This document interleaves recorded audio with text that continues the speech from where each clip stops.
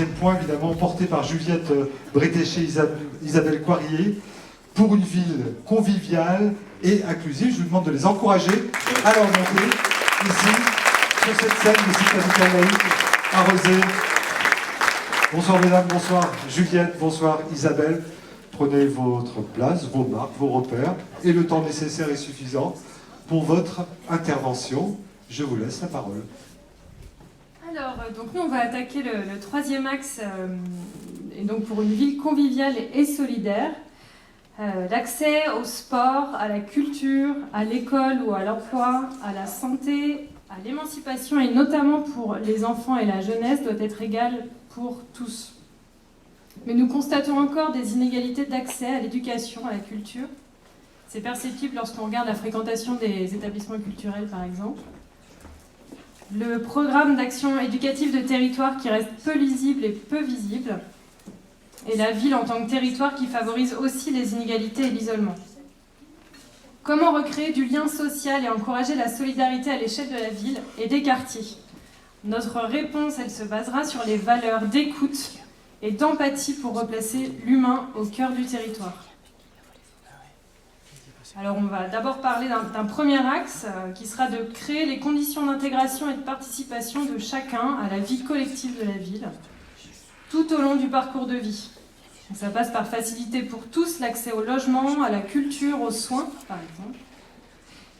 Et ce, grâce à plusieurs procédés. Donc par exemple, le projet éducatif de territoire, il faudra vraiment en faire un outil essentiel de la politique éducative en intégrant tous les acteurs, avec pour objectif de garantir à chaque enfant l'égalité des chances et des droits.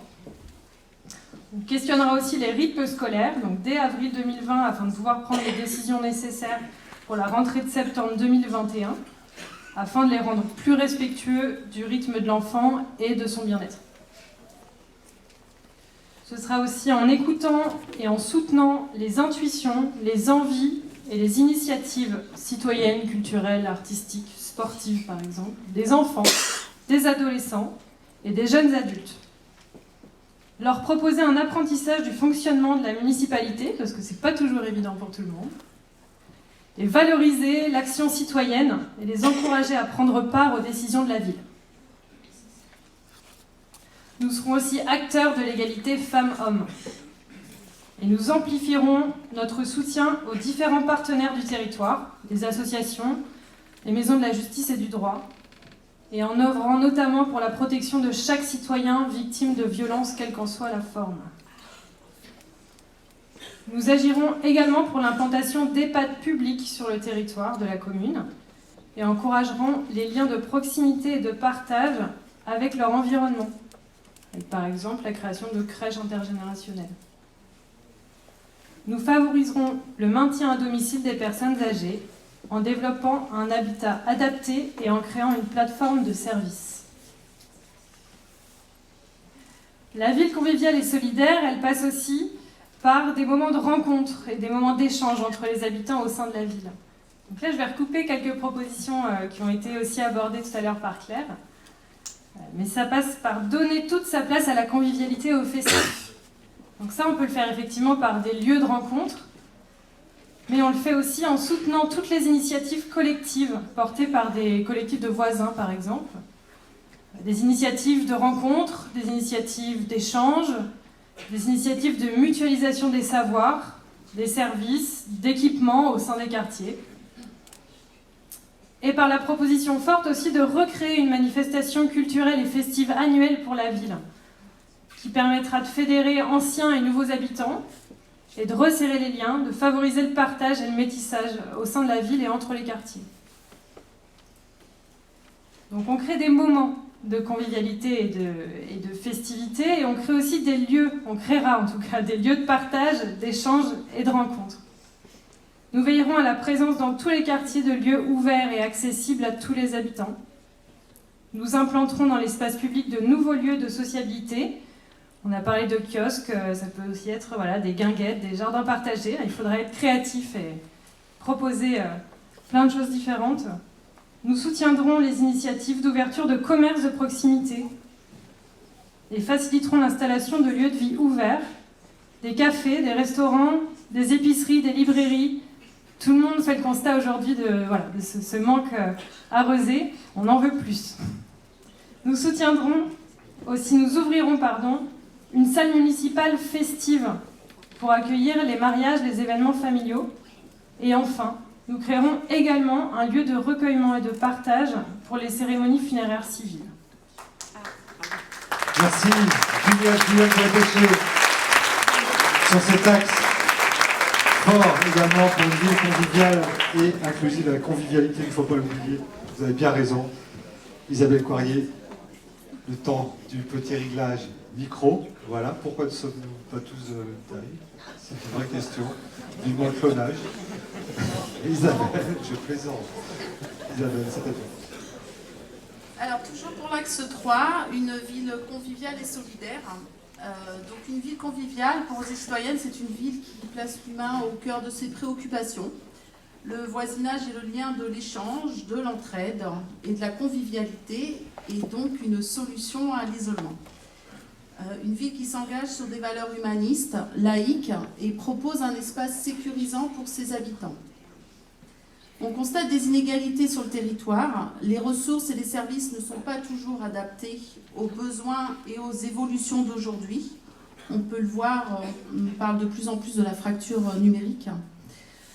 Et donc, après ces constats, je vais vous détailler un peu plus notre engagement 45 qui est accompagner les plus défavorisés.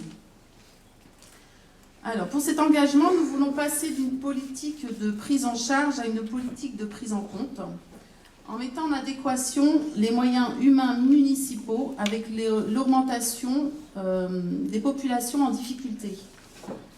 Nous rendrons transparent le fonctionnement du Centre communal d'action sociale en redéfinissant les règles de désignation des membres du conseil d'administration. Ces derniers seront formés à l'action sociale.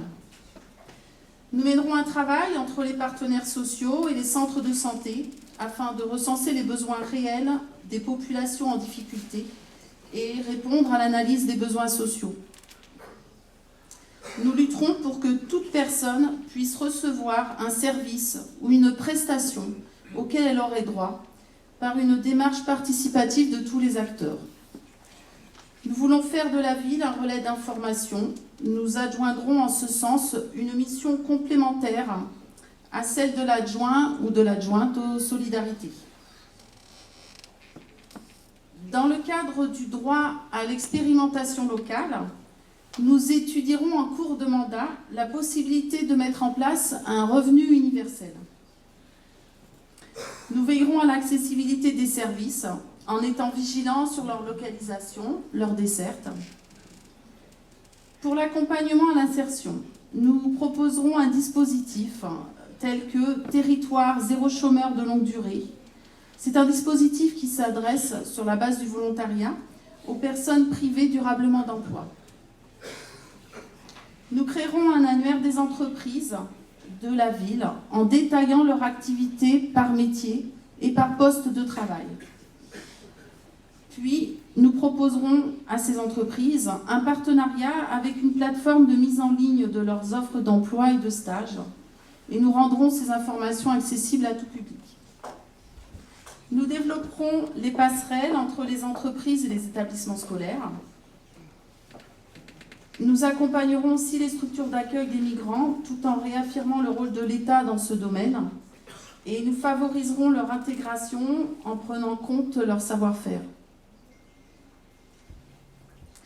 En lien avec l'engagement précédent qui a été présenté par Juliette, nous croiserons des actions jeunesse et population fragile. Par exemple, on a pensé au dispositif qui s'appelle le CAPS, qui existe déjà, qui a été développé sur Nantes, qui est la colocation à projet solidaire. C'est une colocation qui est proposée à des étudiants à loyer modéré contre un engagement sur des actions solidaires de quartier. Là, j'en ai fini sur le détail de cet engagement numéro 45. Après, sur cet axe 3, pour co-construire une politique du bien vivre ensemble, nous avons continué à réfléchir à d'autres engagements. Nous avons, parmi ces engagements, donc nous comptons agir pour prévenir l'insécurité avec un état des lieux, des dispositifs et des coûts. Encourager les initiatives solidaires comme celles qui existent déjà. On pense au CEL, le système d'échange local, et l'alterboutique. Nous nous engageons sur la durée du mandat à effectuer un travail de réhabilitation du patrimoine de la ville et en particulier des équipements sportifs et des écoles. Nous agirons pour prévenir le stress urbain avec des campagnes d'action de prévention dans le domaine de la santé et favoriser les déplacements doux. Voilà. Donc pour continuer sur cette dernière action, eh bien, ce sont Martine et Pierre qui vont nous présenter l'axe prochain sur la métropole. Merci beaucoup, Isabelle Cormier, Juliette Brétéché. Oui, voilà, quel ressenti, je demande un petit mot comme ça, histoire d'incarner un petit peu, serait importante forcément, mais qui n'est que de la continuité de ce qui est déjà engagé depuis quelque temps. Premier engagement, Premier engagement, oui, tout à fait. Premier engagement politique, en tout cas, engagement associatif depuis déjà longtemps. Il fallait passer le Rubicon politique. Il fallait, je ne sais pas s'il le fallait, on verra bien, mais... vous l'avez fait. En tout cas, dans cet engagement politique, c'est complètement naturel comme continuité d'engagement, en tout cas, de passer d'un engagement associatif à un engagement politique. Voilà, moi, je me sens très investie dans cette ville de Rezé. J'ai toujours vécu et j'y ai beaucoup d'attaches, donc effectivement, ça semblait tout naturel de s'intéresser à la vie de la cité dans sa globalité. Isabelle, même chose? Un engagement précédent ou pas, ou c'est la première fois? Des engagements associatifs, politiques, c'est la première fois. Mais effectivement, moi je suis dans Rezé, l'association Rezé Citoyenne depuis le mois de mars 2019. Donc finalement, c'est vrai que c'était une façon facile de se mettre à la politique, puisqu'on ne vient pas nous chercher en nous demandant de participer à une liste. J'ai entendu parler de ce mouvement associatif, j'y suis allée. Effectivement, il y a beaucoup d'empathie, beaucoup d'échanges, c'est riche, il y a des anciens élus, donc on apprend aussi beaucoup. Et puis, c'est très riche pour tout le monde, donc voilà. Et puis là, ce soir, c'est une belle récompense. Merci beaucoup, Juliette Brétéché, Isabelle Cormier, qui s'exprime à l'instant. Merci à vous.